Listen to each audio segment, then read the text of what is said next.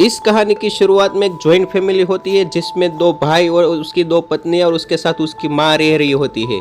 एक सुबह सभी लोग एक साथ नाश्ता करने बैठे हुए थे, तभी उसका छोटा भाई कहता है कि देखिए भाभी ने कितने अच्छे पोहे बनाए हैं। उसकी बीवी को कहता है कि तुम भी ऐसे पोहे बनाना सीख लो। तो उसकी बीवी कहती है कि ठीक है, मैं अच्छे से सीख लूँगी। तभी उसका बड़ा भाई कहता है कि जब ये शादी करके आई थी तो उसको भी कुछ नहीं आता था, ये सब उसने माँ के हाथ से सीखा है, माँ ने उसे सब कुछ सिखाया है। तो उसकी पत्नी कहती है कि तुम चिंता मत करो, मैं भी उसको सिखा दूंगी। तभी उसकी भाभी उसके छोटे भाई को कहती है कि तुम मुझे शाक मार्केट तक छोड़ दो। पर मार्केट के बहाने वो दोनों गार्डन में कुछ और ही कर रहे थे, एक दूसरे के साथ रोमांस करने लगे कि कई दिनों से दोनों मिले न हो, ऐसा कर रहे थे।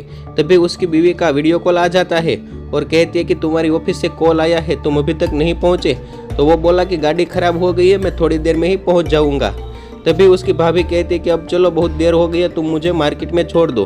तो वो मार्केट में छोड़ के ऑफिस चला जाता है और शाम को घर आता है। और खाना खाने के बाद दोनों भाइयों की बीवियाँ किचन में काम कर रही होती है। तभी उसका बड़ा भाई आता है और कहता है कि तुम जल्दी कमरे में आओ, मुझे तुमसे कुछ काम है। तो वो समझ गई क्या काम है। तो उसके देवर की बीवी बोलती है कि तुम चले जाओ, मैं यहाँ काम कर लूँगी। तभी उसके जेठ और जेठानी दोनों कमरे में रोमांस करने लगे और बहुत सारा प्यार करने लगे। तब क्या था, उसकी देवरानी को भी चुल मच गई और अपने पति के पास जाकर वो प्यार करने लगी। तभी वो उसका पति सो रहा था और वो कहने लगा कि क्या भाभी सच में अपने पति से प्यार कर रही है।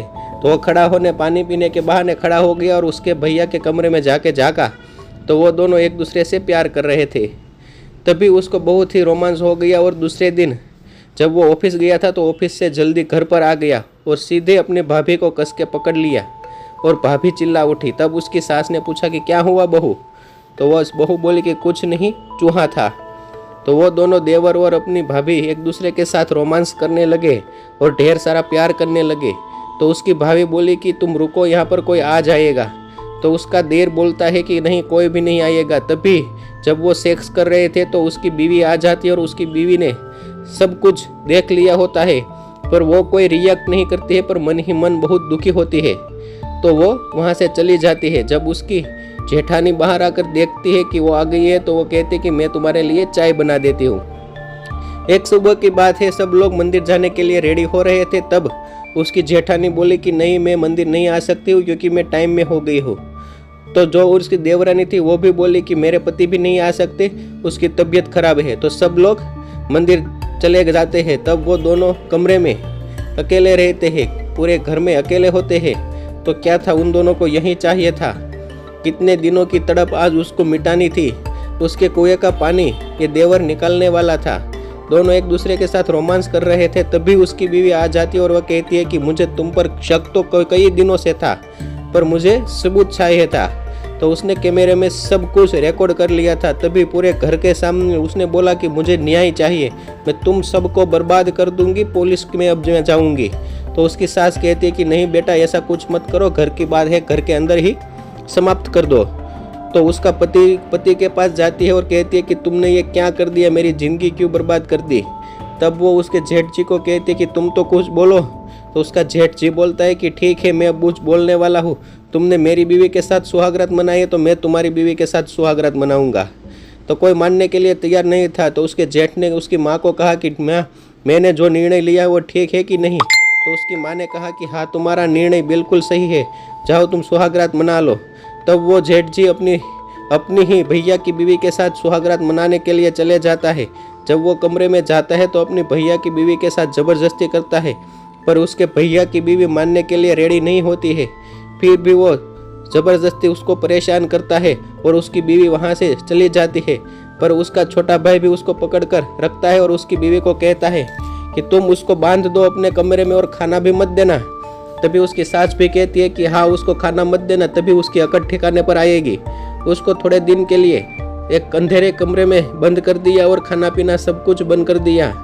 एक दिन सुबह की बात थी, जब उसको बहुत ही कमजोरी महसूस होने लगी तो वो बेभान की हालत में हो गई। तब उसकी जेठानी ने यह सब देख लिया था। तो वो उसके पति के पास जाती है और कहती है कि मेरी देवरानी की हालत बहुत ही खराब है, तुम ऐसे ही कहा करा तो वो कुछ दिन में मर जाएगी। तो उसका पति उसे बोलता है कि तुम उसको समझाओ मेरे साथ सुहागरात मनाने के लिए। तो उसकी बीवी कहती है कि हाँ मैं मना लेती हूँ और मैं मेरी माँ कहने से ज़रूर मान जाएगी। तब उसकी जेठानी कमरे में जाती है और सुहागरात के लिए उसको मना लेती है। फिर दूसरे दिन शाम को उसकी सुहागरात का आयोजन होता है और उसकी बीवी उसके पास पैसे मांगती है। अब सुहागरात शुरू ही होने वाली होती है, तभी किसी ने दरवाज़ा पीट दिया। दरवाज़ा खोला तो उसकी बीवी थी। उसकी बीवी ने कहा कि अकेले अकेले सुहागरात मनाओगे, मैं भी तुम्हारे साथ सुहागरात मनाने के लिए आती हूँ। फिर क्या था, अब तो उसको बल्ले बल्ले हो गया, एक ही पति की दो पत्नियां हो गई। अब दोनों के साथ वो सुहागरात मना रहा था, कभी उसके ऊपर और कभी उसके ऊपर, क्योंकि ये हवस का पुजारी था। उसको तो क्या था, सिर्फ और सिर्फ जिस्म से प्यार था, किसी और से प्यार नहीं था।